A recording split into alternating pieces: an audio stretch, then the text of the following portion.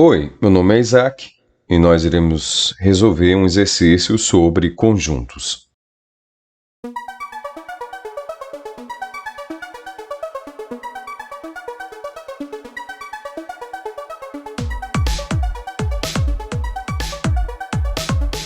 Classifique cada afirmação em verdadeira ou falsa e reescreva as falsas, tornando-as verdadeiras. O conjunto dos números pares é finito.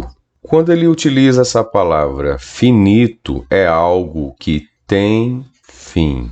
Vamos dar uma olhada nos números pares? Se eu pegasse os números pares positivos, eu teria o 2, o 4, o 6, o 8, o 10, o 12, o 13.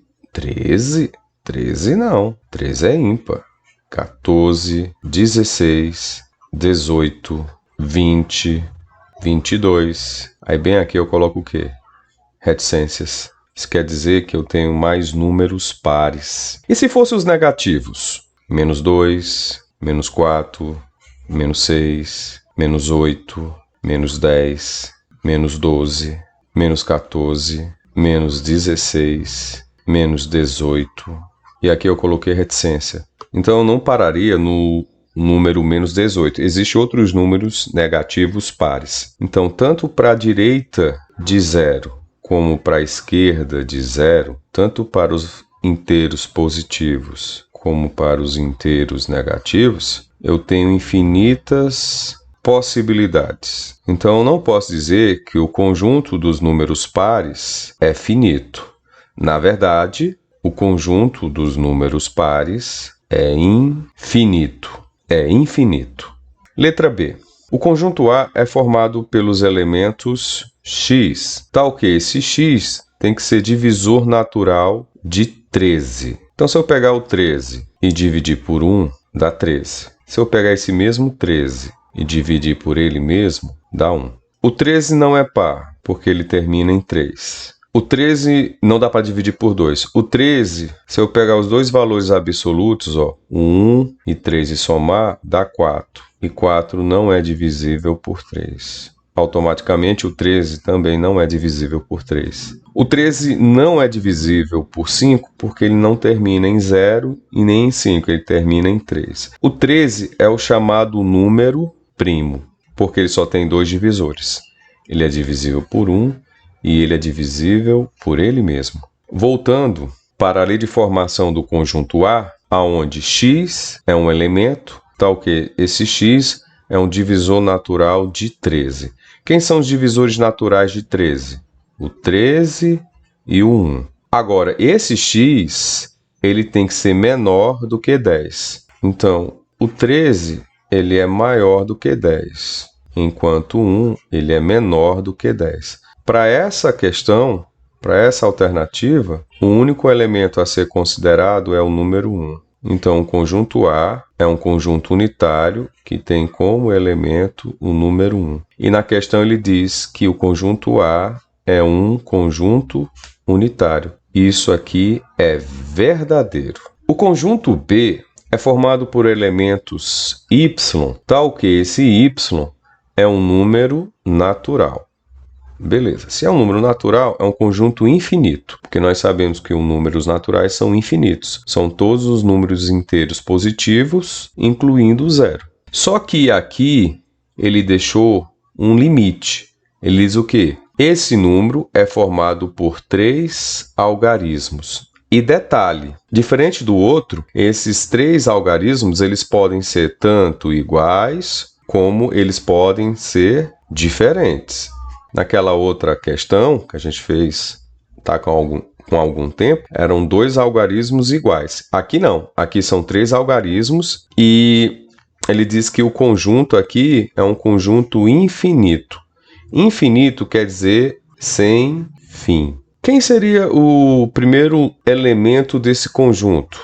Conjunto B. Bom, ele tem que ser formado por um número natural, ou seja, tem que ser um inteiro positivo, e tem que ter 3 algarismos. Quem seria o primeiro? Depois de 99? O 100, né? Depois 101, depois 102, e assim sucessivamente. Por isso que eu botei as reticências para dizer que eu estou suprimindo os outros elementos. Mas eu posso dizer que é um conjunto infinito, ou seja, que não tem fim? Não. Quem são os 3 últimos elementos desse conjunto? Eu tenho o 997, formado por 3 algarismos. Eu tenho 998, formado por 3 algarismos. E eu tenho o último elemento, que é quem? 999, formado por 3 algarismos. A partir daí, os outros números são formados a partir de 4, de 5, de 6 algarismos.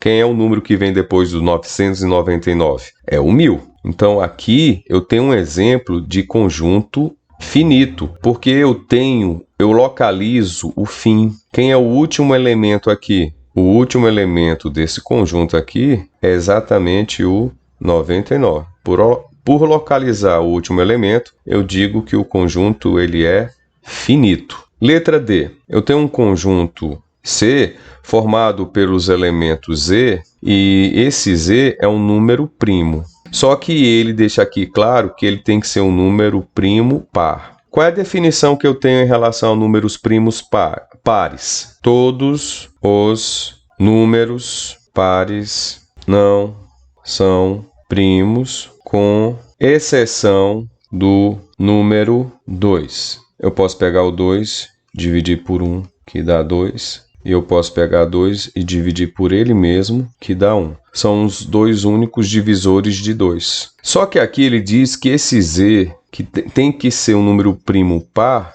tem um limite. Ele tem que ser um número primo par, só que diferente de 2. Os outros números primos são ímpares, porque todos os números pares não são primos, com exceção do número 2. Como aquele diz que o Z tem que ser diferente de 2 e esse Z é um número primo par, isso quer dizer o quê? Que o conjunto C não tem elementos para ele. O único elemento que poderia ser número par primo seria o 2. Só que ele descartou o 2. Ele diz que o 2 não pode. Se não pode esse elemento, quer dizer que o conjunto C é formado por elemento nenhum. Ou seja, é um conjunto vazio, que eu posso escrever dessa maneira ou dessa maneira aqui. Aí na questão ele diz que o conjunto C é um conjunto vazio. E essa informação está verdadeira. Tchau e até a próxima aula. Não se esqueça de deixar o seu like se inscrever no canal e ativar o sininho das notificações. Até a próxima! Tchau.